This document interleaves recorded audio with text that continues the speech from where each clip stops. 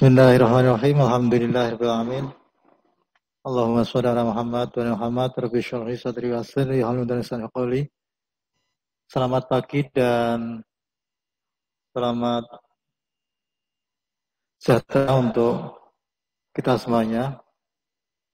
Sambil mempersiapkan diri barangkali karena perubahan layout. Sekalian, saya mengucapkan selamat kepada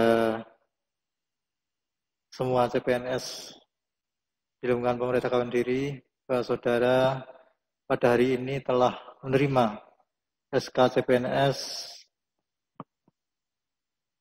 di lingkungan pemerintah Kawendiri. Tentu harapan kita semuanya bahwa saudara-saudara segera bisa mengikuti semua aktivitas kegiatan sebagai PNS atau CPNS di lingkungan kerja masing-masing, di SKPD masing-masing. Terhitung nanti penghadapan pada hari Senin, tanggal 4 ya, 4 Januari 2021. Saudara sekalian, memang betul seperti disampaikan oleh Bupati, menjadi PNS antara dulu dan sekarang sangat jauh berbeda. Sangat berbeda karena banyak hal.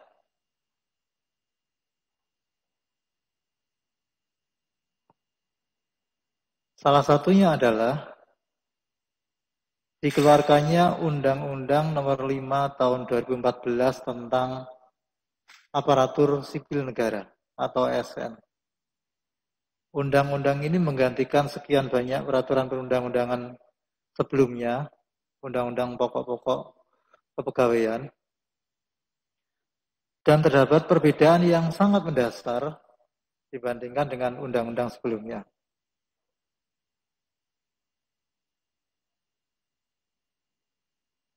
Sebagaimana kita ketahui bahwa ASN itu terdiri atas PNS dan P3K, pegawai pemerintah dengan perjanjian kerja.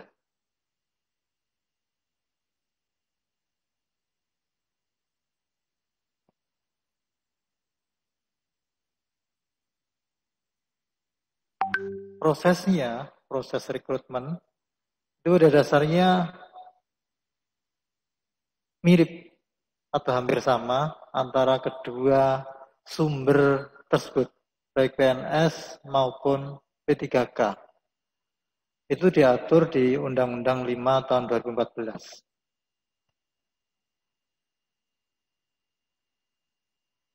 Kalau saudara sebagai bagian dari CPNS atau PNS, maka di sisi yang lain itu ada P3K yang hari ini juga sedang dalam proses pemberkasan.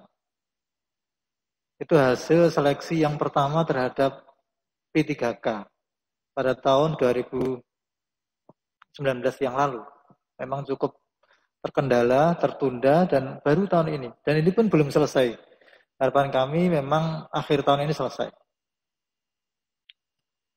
Tapi bahwa Undang-Undang 5 tahun 2014 tentang ASN ini sudah mengakomodir sekian banyak model pegawai. Paling tidak PNS dan P3K. Dan sekalian, undang-undang ini keluar atas beberapa permasalahan yang tidak juga selesai. Antara lain ini yang pertama, persoalan daya saing kita ya. Daya saing kita yang sangat lemah dibandingkan negara-negara lain pada level global maupun dalam level ASEAN. Ini menjadi persoalan yang kita hadapi sehingga dikeluarkanlah undang-undang ini. Bahkan pada saat sekarang pun peringkat Indonesia dalam laporan competitiveness global itu masih relatif rendah ya peringkatnya, bahkan cenderung turun. Ini jadi persoalan dan evaluasi ketika undang-undang ini sudah dilaksanakan. Kemudian yang berikutnya adalah persoalan efisiensi birokrasi. Ini menjadi persoalan juga.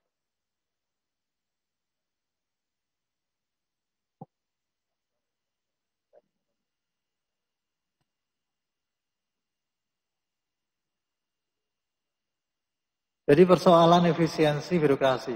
Kondisi kita juga sangat-sangat memprihatinkan sehingga menjadi semangat juga sehingga Undang-Undang 5 tahun 2014 ini keluar.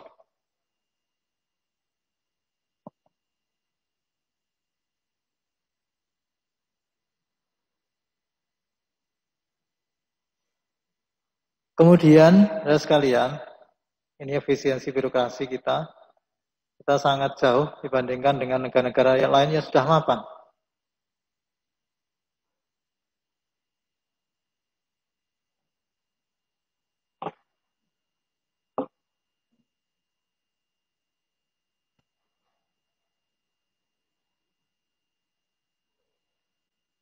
Saudara sekalian, semangat dari lahirnya undang-undang ini adalah bagaimana menjadikan birokrasi, karena kita adalah bagian dari birokrasi, sebagai birokrasi yang kompetitif, kompeten, melayani, dan berkelas dunia. Gitu.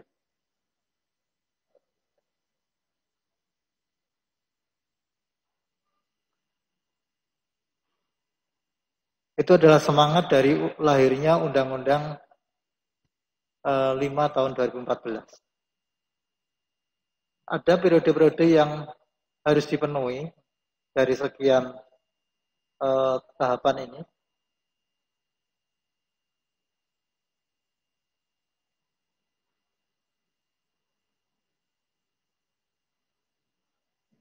Kalau tahun 2018, target yang ingin dicapai ada performance based birokrasi. Praktek kondisi sekarang itu kita sudah melakukan ini ya. Jadi birokrasi berbasis kinerja. Jadi nanti kalau saudara bekerja di kantor, kita sudah seperti itu. Ada target-target kinerja yang harus dipenuhi. Nanti akan dijelaskan oleh teman-teman per bidang khusus menyangkut ini, sehingga antara perjanjian kinerja kemudian target kinerja apakah bisa terpenuhi, dan laporan harian melalui kinerja juga bisa dilakukan. Ini terus bergerak, saudara sekalian, sampai dengan dynamic governance. Ini targetnya adalah 2025. Target akhirnya adalah birokrasi bersih, kompeten, dan melayani. Ini target yang diinginkan berdasarkan undang-undang ini. Grand Design ini pada dasarnya dimaksudkan agar mencapai birokrasi yang berkelas dunia. Artinya apa? Daya saing kita terhadap negara-negara lain itu semakin bisa diperhitungkan gitu. Tujuan utama Undang-Undang ASN adalah yang pertama membangun independensi dan netralitas, kompetensi, kemudian kinerja, integritas, kesejahteraan, kualitas pelayanan publik, dan pengawasan serta akuntabilitas. Ini sangat berbeda dengan undang-undang sebelumnya. Nanti akan saya tunjukkan perbedaan itu. Ini adalah jenis status ASN. Sekali lagi ada dua jenis pegawai ASN. Yang pertama PNS dan P3K. Ada perbedaan di masing-masing jenis pegawai ini. Terutama dalam hal hak pensiun. Perbedaan mendasar terkait dengan undang-undang yang lama dengan undang-undang yang baru, undang-undang ASN. Yang pertama adalah adanya penguatan fungsi ASN. Fungsi ASN. ASN kita memiliki fungsi yang pertama adalah pelaksana kebijakan publik, pelayan publik, dan perekat pemersatu bangsa. Berbeda dengan sebelumnya, jadi tidak secara jelas disebutkan bahwa kita birokrasi ini adalah pelayan kebijakan publik, pelaksana kebijakan publik. Jadi ada garis tegas antara di mana politisi, pengambil kebijakan dan pelaksana kebijakan. Kemudian posisi kita sebagai pelayan publik, public service, dan yang ketiga perekat dan satu bangsa. Fungsi yang ketiga ini sama sekali tidak disebutkan dalam peraturan perundang-undangan sebelumnya. Jadi kita memiliki tugas sebagai perekat pemersatu bangsa. Jadi kalau nanti tidak salah, konsekuensi dilaksanakannya undang-undang ini bila saudara akan ditempatkan di seluruh Indonesia. Konsekuensinya seperti itu. Sekalipun itu bisa jadi sulit atau jarang. Tapi bahwa pada jabatan tertentu, apalagi dari jabatan pimpinan tinggi, maka ada resiko dan harus siap ditempatkan dimanapun. Dan inilah fungsi-fungsi dari ASN berdasarkan Undang-Undang 5 tahun 2014. Apa peran yang dimiliki oleh ASN? Perannya adalah sebagai perencana, pelaksana, dan pengawas. Perencana, pelaksana, dan pengawas. Jadi kita merencanakan, melaksanakan, dan pengawas. Dan ini sekali lagi adalah sebagai pelaksana kebijakan publik. Jadi maka saudara bisa tahu bahwa di antara kita itu ada yang memiliki fungsi perencana, sekaligus melaksanakan dan juga melakukan pengawasan. Maka nanti ada konsekuensi bahwa struktur organisasi kita ada organisasi yang fungsinya melaksanakan, merencanakan, dan juga mengawasi. Jadi dalam konteks pelaksanaan kebijakan publik dan juga dalam konteks pelayanan publik. Jadi dalam konteks fungsi-fungsi yang sudah saya sebutkan. Berkaitan dengan hak dan kewajiban ASN, saya kira ini nggak saya perlu jelaskan. Nanti detail akan dijelaskan oleh masing-masing bidang. Yang jelas, hak itu antara lain bisa gaji, tunjangan, fasilitas, cuti, jaminan pensiun, dan seterusnya. Sampai dengan pengembangan kompetensi itu adalah hak. Sama dengan P3K, hanya saja yang beda adalah jaminan pensiun dan hari tua. Untuk P3K tidak ada hak itu ya. Kemudian kewajibannya adalah sama. Mulai dari setia dan taat pada Pancasila, Undang-Undang Dasar 1945, sampai dengan bersedia ditempatkan di seluruh wilayah Negara Kesatuan Republik Indonesia. Itulah hak dan kewajiban ASN, baik itu PNS maupun P3K.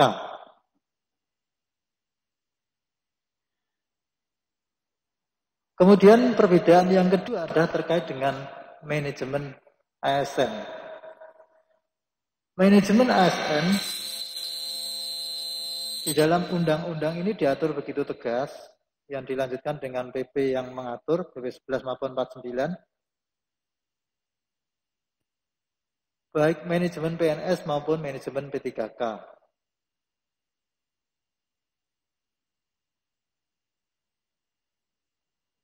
Ada perbedaan terkait dengan manajemen PNS dan P3K. Manajemen PNS tidak secara jelas disebutkan tentang pengembangan kompetensi, namun diuraikan dalam berbagai bentuk aktivitas dari rangkaian kegiatan manajemen, yaitu terkait dengan mutasi, pengembangan karir, pola karir, kemudian promosi dan pangkat dan jabatan. Ini menyangkut masa kerja PNS yang begitu panjang ya, begitu panjang, sepanjang sampai dengan batas usia pensiun bagi seorang PNS. Kemudian yang ketiga, perbedaan yang sangat mendasar dari peraturan perundangan sebelumnya adalah bahwa ASN sebagai profesi. Ini berbeda sekali dengan undang-undang pokok-pokok kepegawaian sebelumnya. Jadi ASN sudah disebut sebagai profesi. Sebagai profesi maka tentu ada batasan-batasan yang harus dipenuhi ya. Batasan-batasan yang harus dipenuhi. Seperti bahwa seseorang karena dia adalah profesional, maka dia harus memiliki keterampilan yang berdasarkan pada pengetahuan teoritis. Dia juga tergabung dalam asosiasi yang bersifat profesional, kemudian pendidikan yang ekstensif, jelas jenjang pendidikannya, kemudian ada uji kompetensi, dan juga ada pelatihan-pelatihan yang sifatnya institusional, ada lisensi, ada pengakuan, kemudian bersifat otonom, kemudian diatur dengan kode etik dan kode perilaku, kemudian melakukan pelayanan publik, dan biasanya yang terakhir itu adalah jelas statusnya dan memiliki imbalan yang layak. Boleh disebut tinggi atau layak. Arahnya memang ke sana, undang-undang ini. Dan nampaknya kesejahteraan itu bagian dari hal penting dalam undang-undang ini. Tentu ini menarik sekali.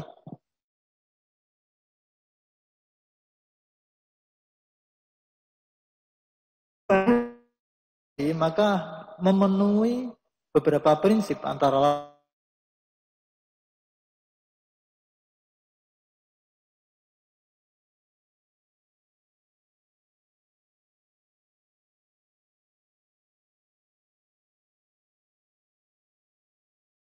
tentang ini. Kemudian kita memiliki komitmen, integritas moral, dan tanggung jawab pada pelayanan publik. Kompetensi yang diperlukan, kualifikasi akademik, kemudian jaminan perlindungan hukum, dan melaksanakan tugas. Yang terakhir ada profesionalitas jabatan. Undang menjelaskan sekian banyak bahwa sebagai paling tidak dia menyebutkan kualifikasi. Jelas, kita diatur kualifikasinya. Saudara melamar jabatan, kualifikasinya sudah ditentukan. Yang kedua adalah kompetensi. Sepanjang karir saudara sebagai PNS nanti akan ditentukan kompetensi-kompetensi yang harus dipenuhi sebagai tuntutan standar jabatan. Itulah job demand ya. Job demand yang harus dipenuhi. Yang ketiga adalah kinerja. Saudara harus memenuhi kinerja yang sudah dijanjikan. Jadi kualifikasi, kompetensi, kinerja. Yang terakhir adalah disiplin. Tidak cukup kita memenuhi kualifikasi, tidak cukup kita kompeten, tidak cukup kita berkinerja, tapi juga disiplin. Disiplin ini menjamin bahwa kita on the right track sesuai dengan peraturan perundang-undangan yang ada. Inilah konsekuensi sebagai aparatur sipil negara gitu. Perbedaan berikutnya, undang-undang ini mengatur apa yang disebut dengan sistem merit. Sistem merit berlawanan dengan spoil system ya. Spoil system itu lebih banyak pada aspek yang tidak beraturan, tidak menjamin kinerja, tidak menjamin keadilan, tidak menjamin netralitas. Namun sistem merit ini menjamin hal tersebut. Dalam undang-undang ini disebutkan bahwa sistem merit ini sebagai kebijakan dan manajemen ASN memenuhi kriteria kualifikasi, kompetensi, dan kinerja. Kemudian mekanismenya adil dan wajar dengan harapan adalah tercapai daya saing bagi postur atau posisi PNS. Ini semangat dari Undang-Undang 5 tahun 2014. Prakteknya, contoh ini. Yang pertama adalah seleksi dan promosi secara adil dan kompetitif. Jadi setiap PNS akan seringkali mengikuti apa yang disebut dengan uji kompetensi. Pasti akan mengalami itu. Jadi ini untuk proses promosi bisa juga, untuk kepentingan karir juga bisa. Kemudian prinsip fairness, jujur. Kemudian proses penggajian, reward, dan punishment berbasis pada kinerja. Saudara sekalian, jangan coba-coba nanti saudara tidak masuk kerja dengan tanpa keterangan. Sistem akan bekerja ketika saudara memenuhi jumlah tertentu, maka sistem akan bekerja. Sanksi menunggu. Karena bekerja dengan otomatis. Semua akan dihitung berdasarkan kinerja, baik reward and punishment. Ketika saudara tidak bisa memenuhi jumlah tertentu dalam kehadiran dan juga pengisian kinerja dalam hari itu, kemudian total dalam 1 bulan, maka jangan diharap tunjangan itu akan diberikan secara penuh. Nanti akan disampaikan hitung-hitungannya sama teman-teman. Artinya apa? Inilah sistem merit. Dan kita menganut ini semua, dan itu dilakukan secara terbuka. By system.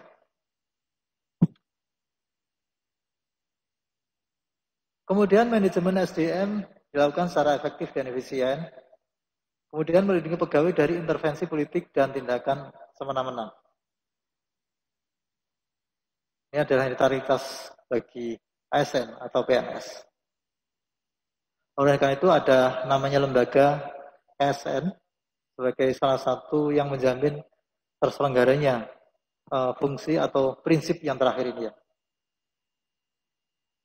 Dan sekalian, ada beberapa jabatan di lingkungan ASN.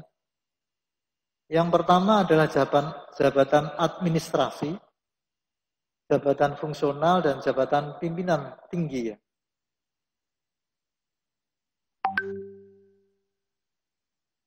Jabatan administrasi terdiri atas jabatan pelaksana, jabatan pengawas, dan jabatan administrator. Saudara sekalian yang barusan masuk sebagai CPNS, baik golongan 3A, golongan 2C, dan seterusnya, atau golongan 3B, maka saudara adalah masuk dalam jabatan pelaksana. Yang kegiatannya adalah melaksanakan kegiatan pelayanan publik serta administrasi, pemerintahan, dan pembangunan. Jadi sepenuhnya sebagai pelaksana. Kemudian masuk pada di atasnya jabatan pengawas. Jabatan pengawas itu bisa kepala subbag, kepala seksi, kepala subbid. Kemudian di atasnya adalah jabatan administrator. Ini pada jabatan kepala bagian, kepala bidang, atau disebut dengan eselon 3. Kemudian jabatan pengawas itu adalah jabatan eselon 4. Selain itu ada jabatan fungsional. Dan sekalian lebih banyak di jabatan fungsional, baik guru, kemudian tenaga kesehatan, hampir semuanya adalah jabatan fungsional.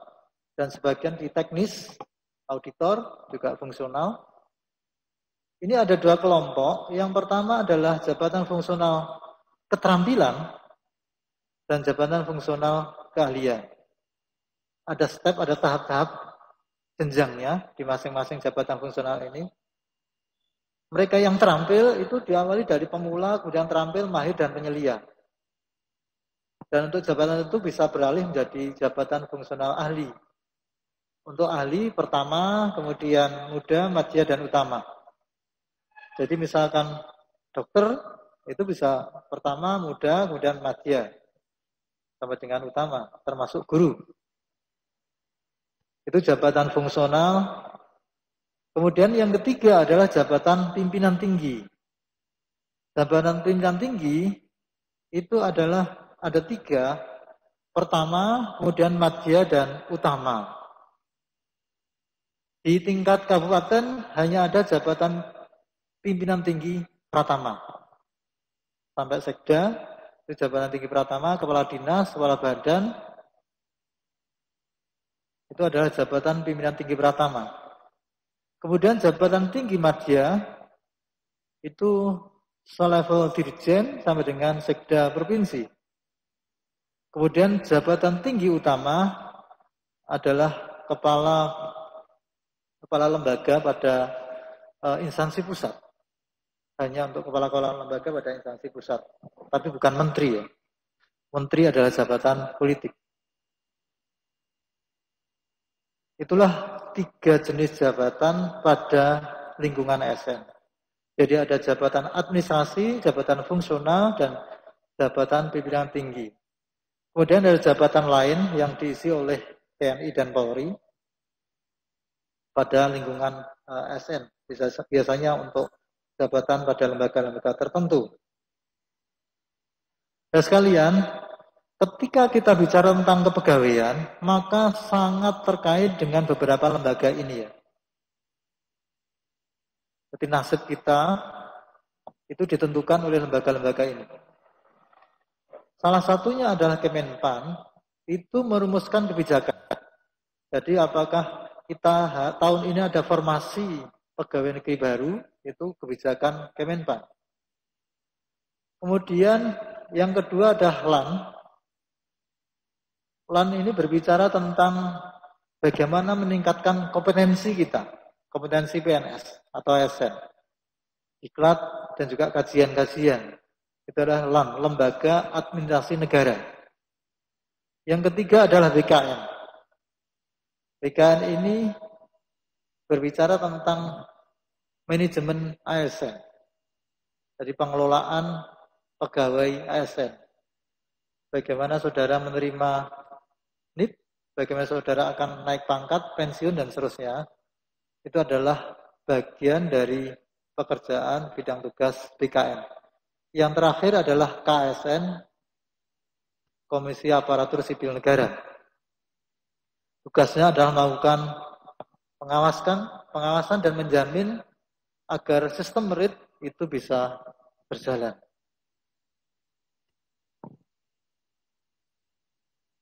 Dan ini hanya ada di pusat pemerintahan, di ibu kota negara atau Jakarta. Itulah saudara sekalian beberapa perbedaan mendasar antara undang-undang yang lama dan undang-undang yang baru tentang aparatur sipil negara. Tentu undang-undang ini sudah berusaha menjamin baik karir kita sebagai PNS, juga kesejahteraan kita sebagai bagian dari hak atau kompensasi ketika saudara diangkat sebagai PNS. Ya sekalian, mulai hari ini saudara akan mengikuti orientasi CPNS. Dan itu akan dilaksanakan selama beberapa waktu yang akan datang. Memang kegiatan orientasi CPNS ini amat penting ya, penting. Karena hampir tiap periodisasi pegawai baru itu modelnya dilaksanakan secara berbeda-beda. Namun dengan niatan yang sama. Kondisi pandemi ini memberikan pembelajaran pada kita semuanya bagaimana agar materi-materi yang diinginkan itu bisa tersampaikan tapi tidak mengurangi niatan kita bahwa saudara bisa dengan cepat dan mudah melakukan adaptasi di lingkungan kerja masing-masing. Oleh karena itu kita sebut orientasi CPNS ini adalah orientasi CPNS berbasis kompetensi ya, berbasis kompetensi. Saya mengambil contoh ini.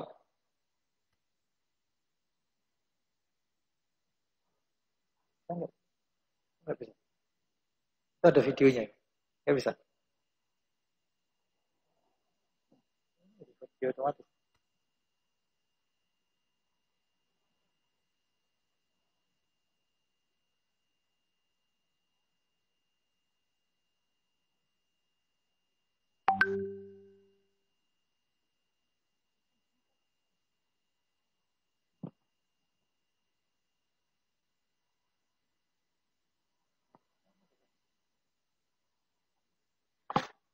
Coba perhatikan, ini adalah lomba lari estafet yang sempat viral beberapa waktu yang lalu ya.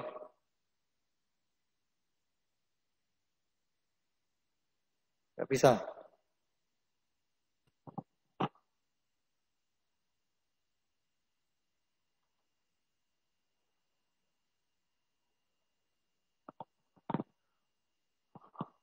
Oke lah, atau nggak bisa. Jadi lomba lari estafet ini anak-anak SD, nah, ketika pergantian pemain, tongkat diserahkan, ternyata ini 3 orang, 2 orang, nah ini bisa ini, bergerak itu.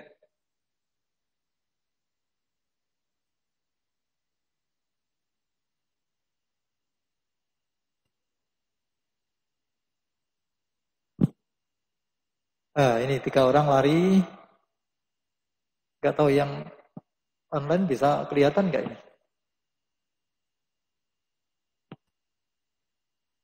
Ya dia muteri lapangan.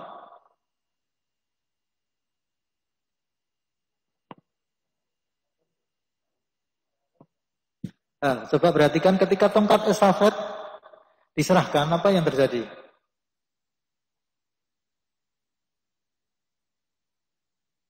Ya, perhatikan satu pelari itu lari kemana itu? uh,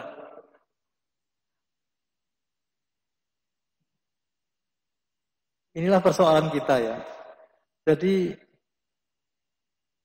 kita ini sebenarnya proses yang terus berlangsung terkait dengan penyerahan tongkat estafet. Jadi dalam setiap tahun jumlah PNS kita yang pensiun itu kurang lebih 800 orang. Kalau 3 tahun yang lalu pegawai kita itu 12.000 orang. Hari ini itu tinggal 8.900-an. Jadi terus berkurang pegawai kita. Sama seperti itu, bahwa kita akan terus melakukan proses transformasi, proses pengkaderan, proses alih generasi. Nah, menjadi persoalan ketika pengganti pelari berikutnya itu arah larinya beda, ini menjadi masalah. Nah, ini sangat tidak kita harapkan.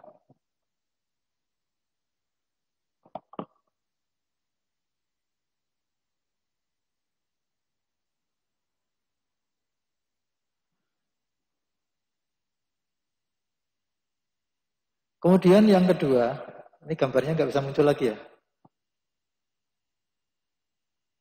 Saya suka gambar-gambar sebenarnya. Biar nggak ngantuk. Gambar berikutnya.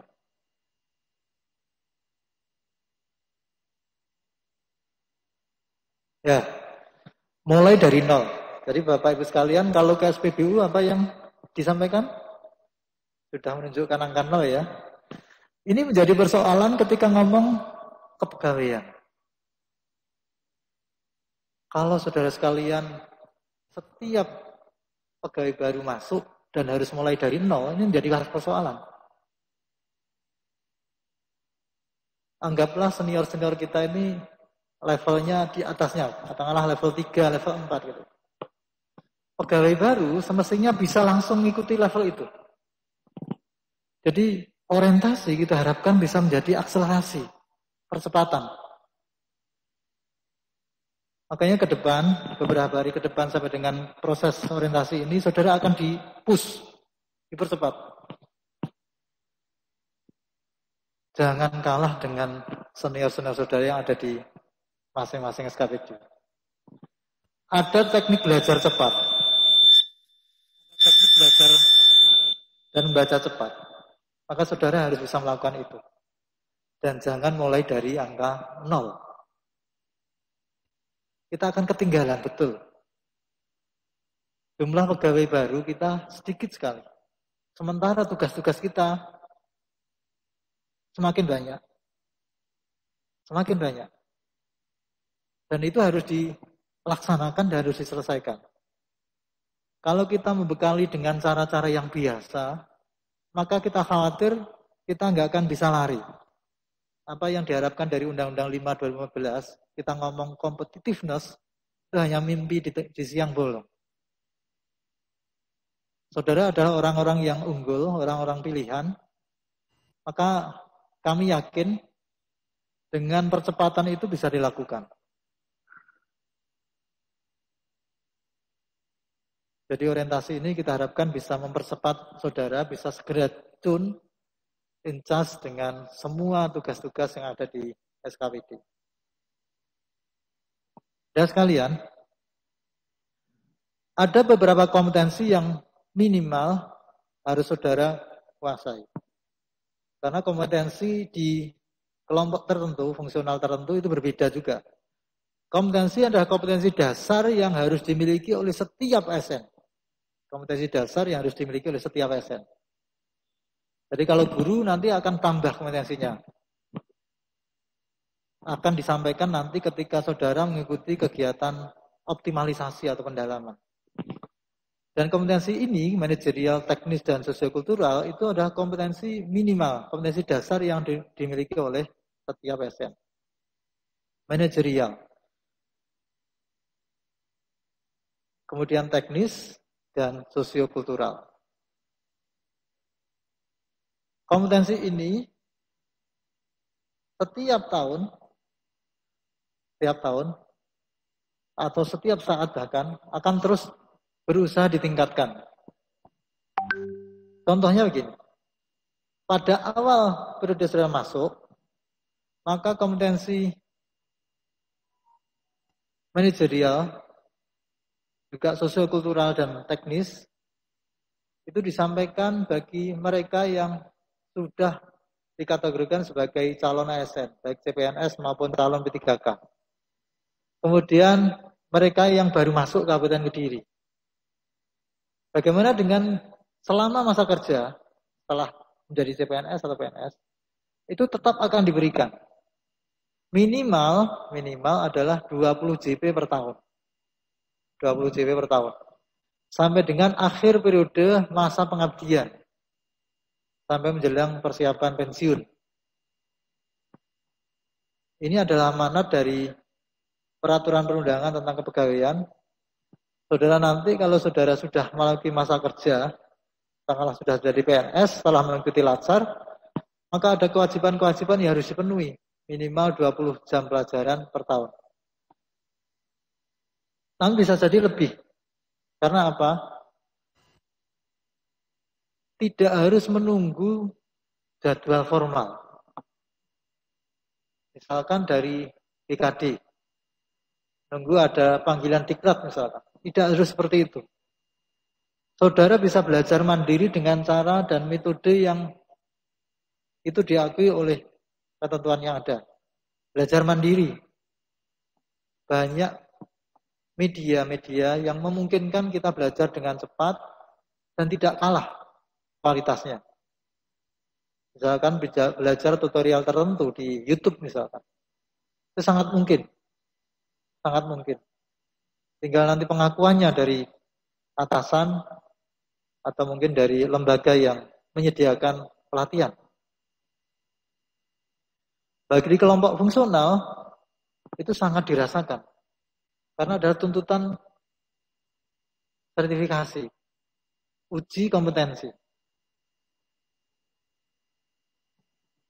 Dan bagi ASN, maka ini adalah kewajiban yang harus dipenuhi. Gitu ya.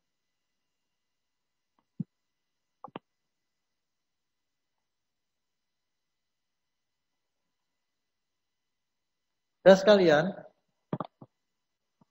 orientasi ini diharapkan juga bisa menutup apa yang disebut dengan gap. Gap kinerja maupun gap kompetensi. Dari kinerja dan kompetensi yang dipersyaratkan dalam job demand. Ya. Jadi setiap jabatan itu mensyaratkan standar jabatan, standar kompetensi dan standar kinerja. Maka kita harus bisa penuhi dengan kegiatan peningkatan atau pengembangan kompetensi. Salah satunya melalui kegiatan orientasi atau kegiatan kediklatan yang lain.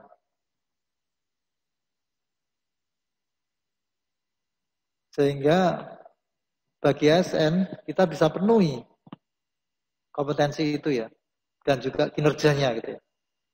Tentu kita nggak berharap bahwa orang memiliki kompetensi tapi tidak bekerja. Ini menjadi persoalan. Kompeten tapi tidak bekerja. Orang mampu tapi nggak mau bekerja. Kita sangat berharap bahwa orang kompeten tapi juga bekerja. Sehingga layak menerima kompensasi. Gitu.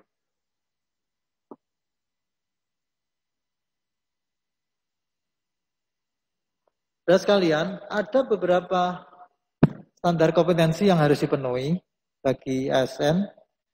Ini ada level-levelnya, mulai level yang paling rendah pada tingkatan membangun kesadaran sampai dengan ahli. Yang pertama adalah integritas, kemudian kemampuan dalam melakukan kerjasama, komunikasi, kemudian pekerjaannya berorientasikan pada hasil, output, kemudian pelayanan publik, kemudian yang keenam adalah pengembangan diri dan orang lain, mengelola perubahan, dan yang terakhir pengambilan keputusan.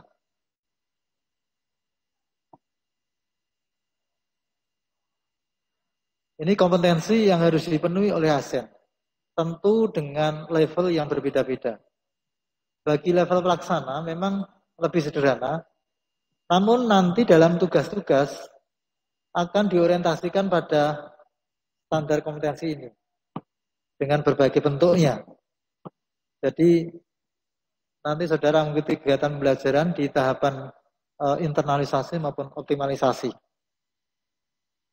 Ya sekalian, skema orientasi kita meliputi beberapa tahapan ya. Yang pertama adalah persiapan.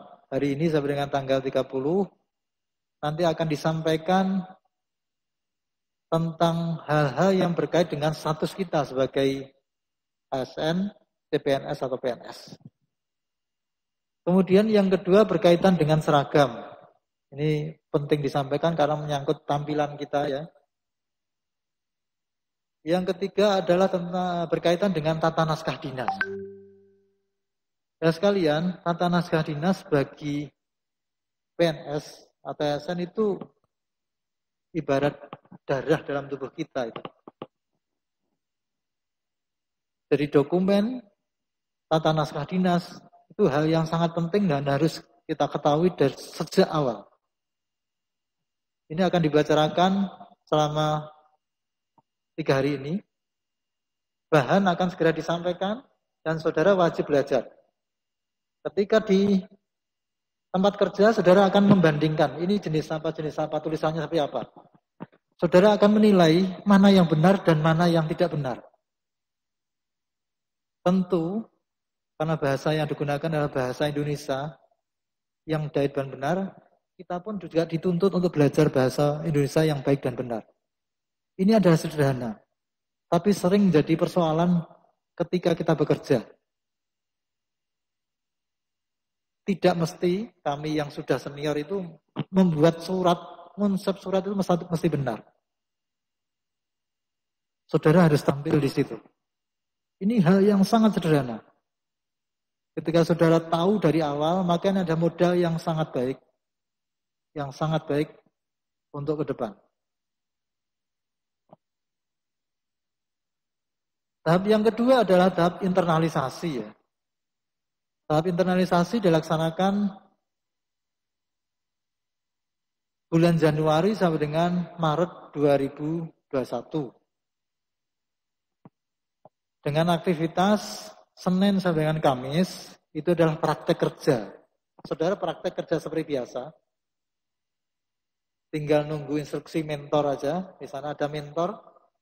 Jadi di masing-masing SKPD nanti, di unit kerja, kepala SKPD, kepala sekolah, kepala kosmos akan diminta menunjuk satu pejabat di atasnya, pejabat senior, bisa guru senior, bisa dokter senior, bisa unsur senior di sana sebagai mentor.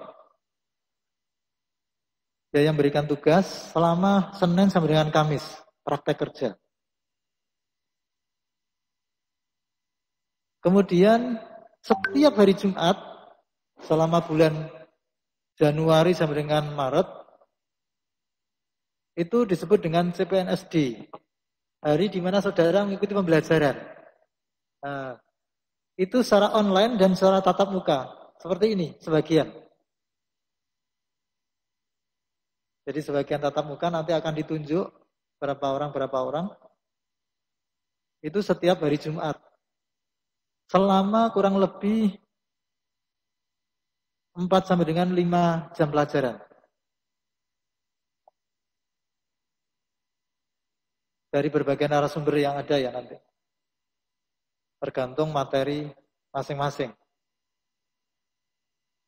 Setelah tahapan ini selesai, akan dilanjutkan dengan tahapan pendalaman atau tahap optimalisasi.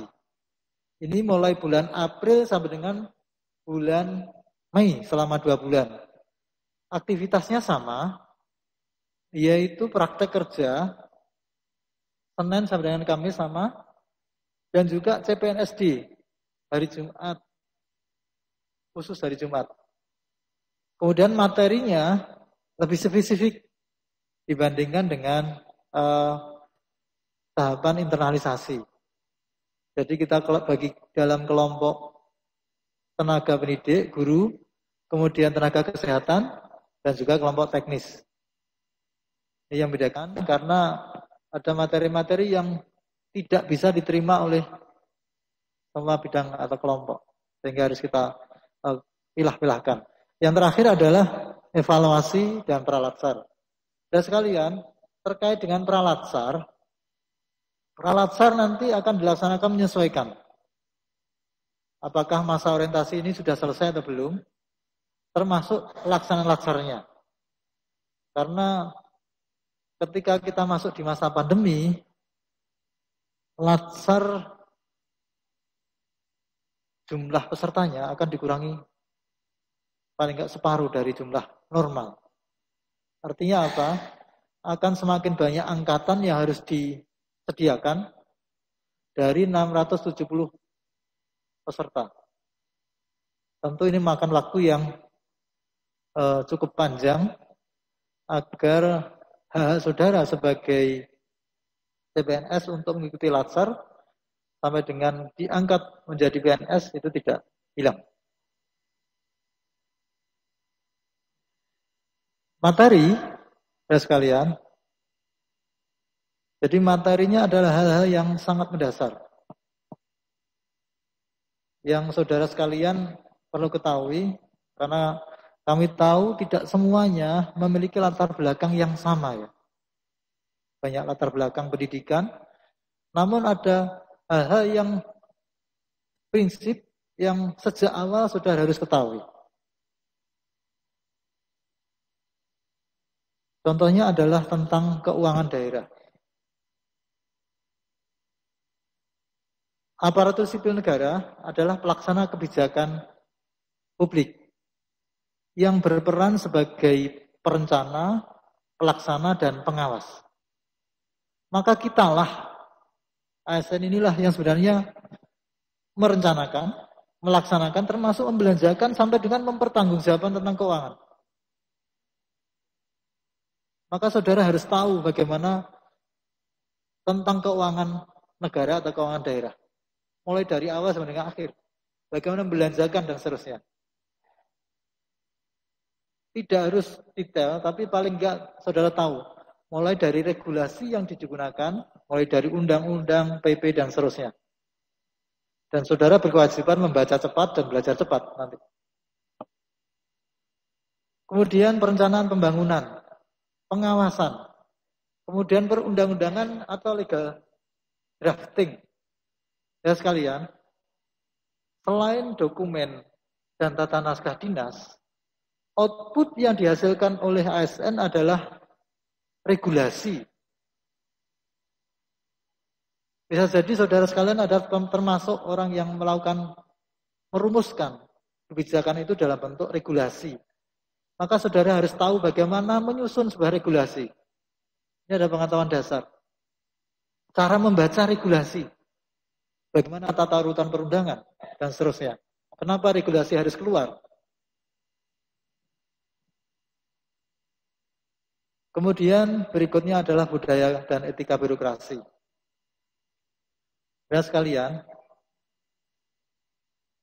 memasuki tempat baru mesti memiliki kebiasaan-kebiasaan yang berbeda dengan kondisi dan situasi sebelumnya. Di sana ada nilai-nilai, ada norma, ada kebiasaan-kebiasaan yang saudara harus cepat belajar. Jadi ketika nanti saudara hari Senin tanggal 4 Januari harus menghadap ke SKPD masing-masing, maka saudara harus tetap cepat belajar di sana. Kira-kira apa yang harus saudara lakukan? Saudara harus tanya, harus tahu kira-kira, OPD, organisasi, SOTK, tempat saudara bekerja itu inilah tugasnya, inilah kewajibannya. Saudara harus cepat belajar itu. Kemudian saudara ditugaskan di mana, saudara harus bisa menempatkan dirinya. Apapun tugas yang diberikan oleh atasan, itulah bagian dari pembelajaran. Bagian dari pembelajaran. Saudara memiliki hak untuk mendapatkan pembimbingan dan pengasuhan dari senior atau dari mentor.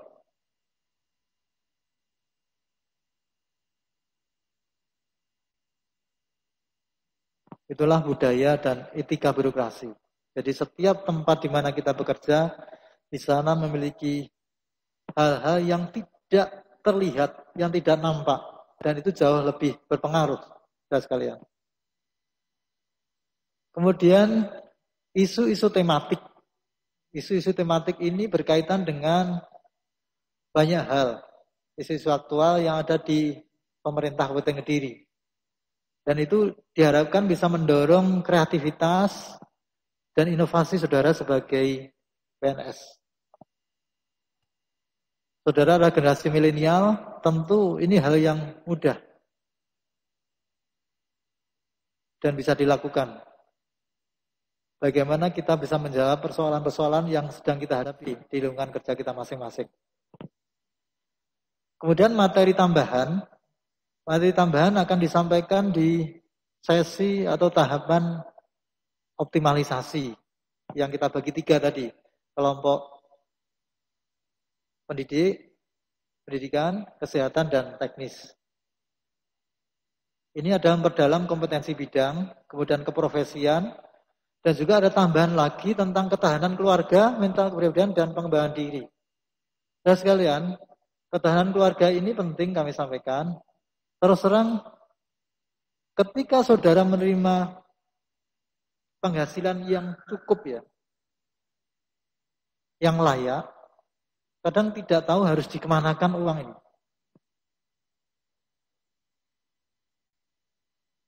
Undang-undang ASN dan aturan pelaksananya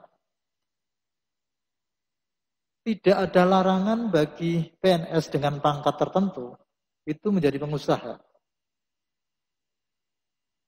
Kalau undang-undang yang lama, golongan 4A itu rata-rata sudah mengabdikan dirinya 15 tahun ke atas biasanya begitu. Itu dilarang menjadi salah satu komisaris atau pemilik perusahaan. Atau dengan kata lain mereka dilarang menjadi pengusaha. Undang-undang ini tidak melarang. Tapi harus bisa menempatkan diri. Sejak awal, maka ini menjadi penting bahwa kita menjadi bagian dari entrepreneurship itu. Bahwa kita bisa juga menjadi agen perubahan, mendorong aktivitas ekonomi masyarakat. Tentu berbeda kalau saudara berpenghasilan cukup, kemudian uang ditabung. Uang ditabung berhenti. Tapi bagaimana kalau uang diinvestasikan? Maka uang akan bekerja. Nah, saudara didorong menjadi entrepreneurship. Kemudian dari aspek yang lain, harapan kita dengan cara itu, saudara akan bisa memperkuat ketahanan keluarga ya, dari sisi ekonomi. Saudara bisa merancang bagaimana kehidupan saudara setelah pensiun. Sejak dari semula. Sejak saudara menerima amplop pertama. Gitu. Nanti Januari apakah saudara rapel atau enggak, nanti kita tunggu aja, tapi itu udah hak saudara untuk menerima gaji. Saudara harus merancang dari sejak sekarang. Jadi mau pensiun nanti seperti apa? Bahkan saudara sudah merencanakan pensiun seperti apa. Itu penting sekali saudara berpikir tentang ketahanan keluarga. Karena cobaan ketika saudara mengikuti perjalanan keluarga tentu sangat besar juga. Dan itu harus dipersiapkan dari awal. Termasuk saudara sudah menjadi PNS. Karena terus terang, dari 24 jam sehari, minimal 8 jam saudara akan bergelut dengan dunia kerja. Belum tambah stresnya ya. Stres nanti dibawa pulang, jangan-jangan seperti itu. Sehingga ini saudara pulang itu menjadi berkah bagi kami, itu ada semuanya. Kemudian mental kepribadian.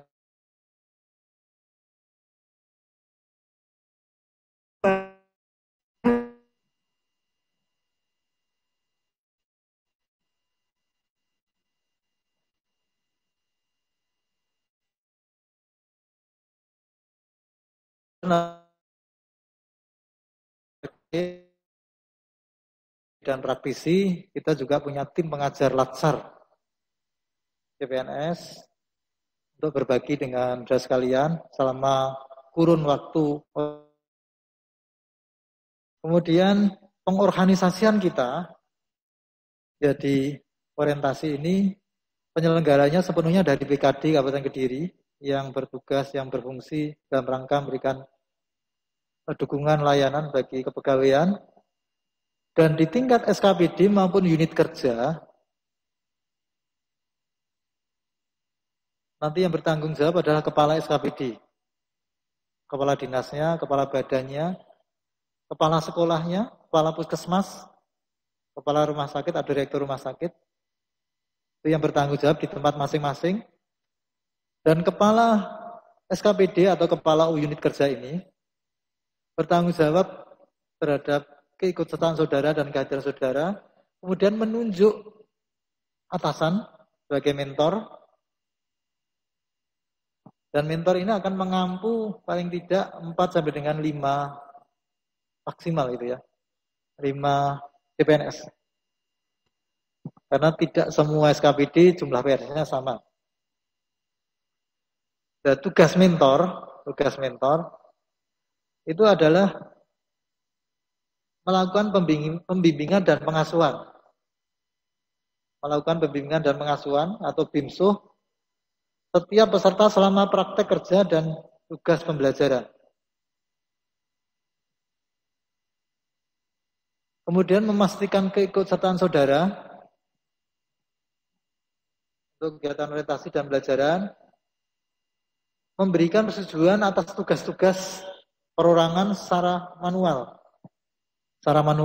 Contohnya, nanti ada tugas resum misalkan. Tugas resum terhadap materi, misalkan regulasi tertentu gitu. Maka harus ada approval, persetujuan dari mentor secara manual, tanda tangani mengetahui. Kemudian mentor juga bertugas memberikan tugas untuk praktek kerja peserta. Kemudian melakukan evaluasi dan penilaian. Ini akan berkomunikasi dengan kami. Kami punya coach nanti dan juga fasilitator. Bagaimana perkembangan masing-masing coach atau para peserta. Jadi bahan evaluasi dan penilaian. Yang terakhir bagi mentor adalah menyampaikan rekomendasi dan saran atas berbagai rangkaian kegiatan orientasi ini kepada penyelenggara. Ini menjadi bahan evaluasi terhadap penyelenggaraan. Kemudian kewajiban peserta melakukan pembimbingan dan pengasuhan selama praktek kerja dan pembelajaran atau orientasi. kemudian mengisi daftar hadir selama kegiatan orientasi dan pembelajaran, kemudian di kantor sesuai jam kerja otomatis selama Senin sampai dengan Kamis, dan Jumat khusus untuk pembelajaran berarti kemungkinan mulai jam 8 sampai dengan jam 11 nanti ya. Kemudian gunakan protokol kesehatan otomatis, melakukan konsultasi kepada mentor untuk proses bimbingan dan pengasuhan. Biasanya kita menghadapi kendala ketika melakukan tugas. Jadi jangan sungkan-sungkan melakukan konsultasi atau proses bimbingan dan pengasuhan. Kemudian yang kelima, mengupload hasil tugas dan belajar melalui aplikasi yang sudah ditentukan. Nanti dari teman-teman fasilitator akan menyampaikan aplikasi apa yang digunakan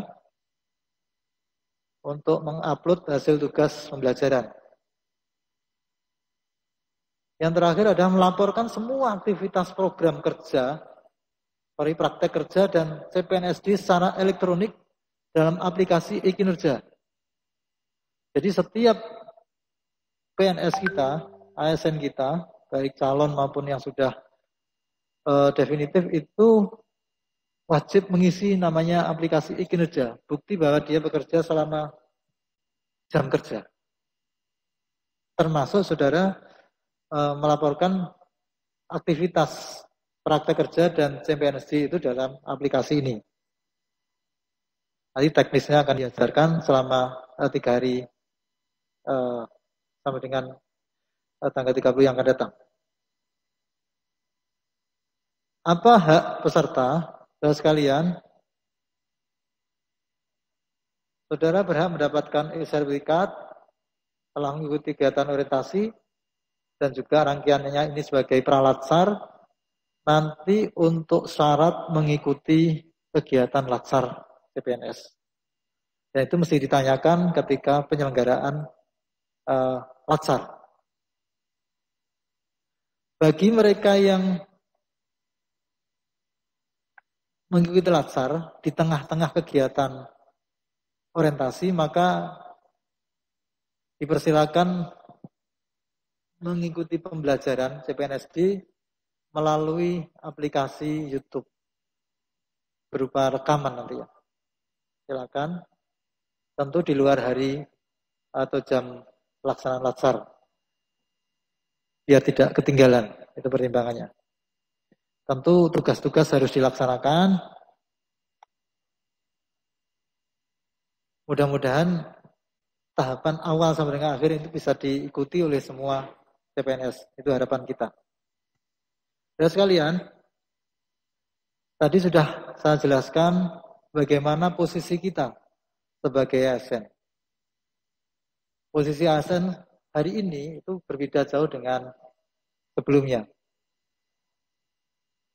Artinya ASN menjadi agen yang sangat penting dalam rangka pembaruan atau reformasi birokrasi ini. Kita memiliki tugas yang besar dan juga amanah yang besar. Ini adalah momentum yang luar biasa bagi saudara sekalian. Karena saudara sudah melamar sejak semula, berniat untuk menjadi PNS.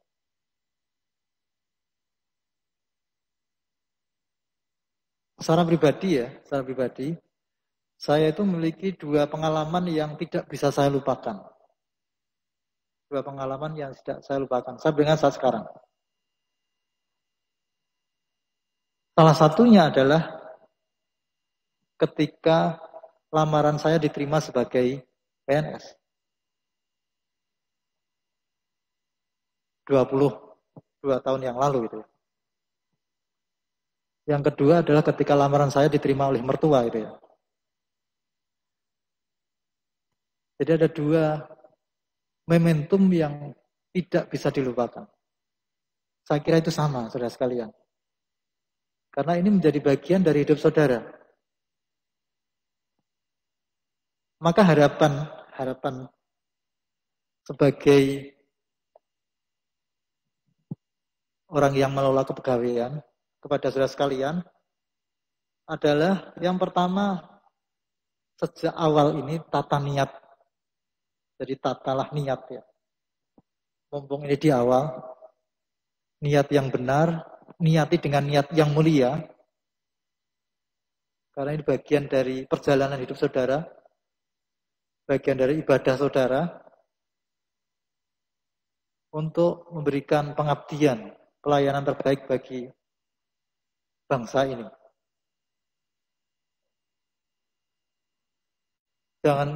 Jangan sekali-kali niat untuk memperoleh kekayaan ya. Kalau kita jadi pegawai negeri itu susah kalau kaya. Kaya ya jadi pengusaha gitu. Maka saya sarankan jadilah pengusaha, tapi masih boleh jadi pegawai negeri.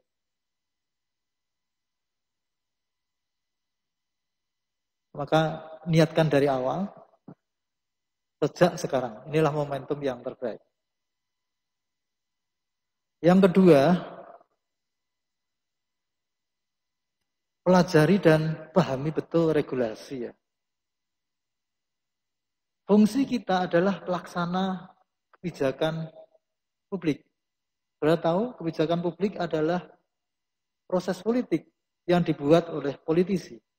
Birokrasi adalah rumah besar, badan besar yang melaksanakan itu semua. Kita adalah eksekutor. Maka kita bekerja mesti berbasiskan pada regulasi. Kewajiban kita adalah bisa belajar dan memahami itu. Lebih dari itu, birokrasi juga nanti merumuskan itu, menjadi bahan penyusunan kebijakan. Kitalah yang menyiapkan semua. Maka aturan main itu harus kita pahami.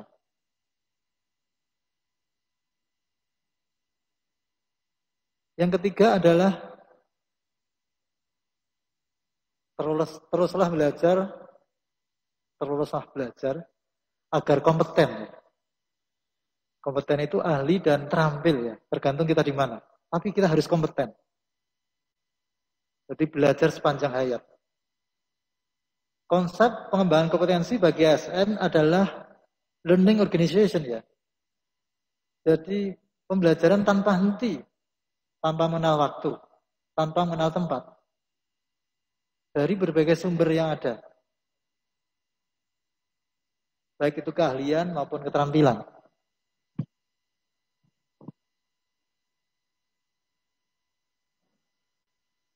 Kemudian berikutnya adalah berlakulah setia dan tulus ketika melayani. Barangkali kita dipandang sebelah oleh orang lain, tapi itulah enggak masalah. Jadi PNS itu bisa menjadi idola ketika suatu saat, tapi bisa menjadi masalah ketika orang lain melihat sebelah mata ya. Tapi tetaplah setia dan tulus melayani. Karena tugas kita adalah public service ya, pelayan publik. Fungsi kita adalah pelayan publik. Tapi untung ya, pelayan publik yang masih digaji besar itu ya. Jadi kita syukuri berapapun yang kita terima. Yang terakhir, saudara tidak atau jangan buta politik dalam konteks politik sebagai proses kebijakan. Tahu, karena itu proses. Karena itu akan mempengaruhi kita. Maka saya sering menyampaikan, bagi setiap PNS, ada 3 hal yang harus dia tidak boleh lewatkan. Yang pertama, aspek legal. Itu menjadi patokan. Saudara pahami tadi, regulasi. Bekerja berdasarkan regulasi. Aspek legalnya terpenuhi. Yang kedua adalah administratifnya benar. Makanya saudara dibekali bagaimana nulis tata naskah dinas.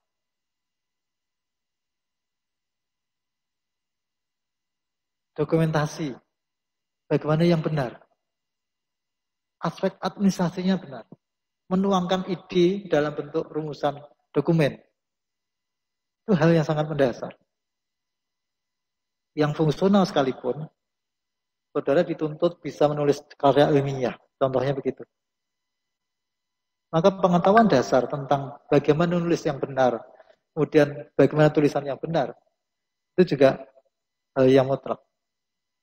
Aspek administratif. Yang ketiga adalah politik. Kita tidak perlu ikut politik, karena menjadi anggota partai politik sangat dilarang bagi PNS. Sangat dilarang. Bahkan sanksinya paling berat itu. Pemberhentian dengan tidak hormat. Tapi kita harus tahu tentang politik. Setelah posisi ASN, posisi birokrasi. Birokrasi adalah sebagai eksekutor pelaksana kebijakan. Maka proses perumusan kebijakan, proses bagian kebijakan itu disusun, kita harus paham. Saya kira itu sudah sekalian beberapa hal yang bisa saya sampaikan. Selamat sekali lagi kepada saudara yang telah diangkat sebagai CPNS. Mudah-mudahan saudara bisa mengikuti kegiatan ini sampai dengan tuntas.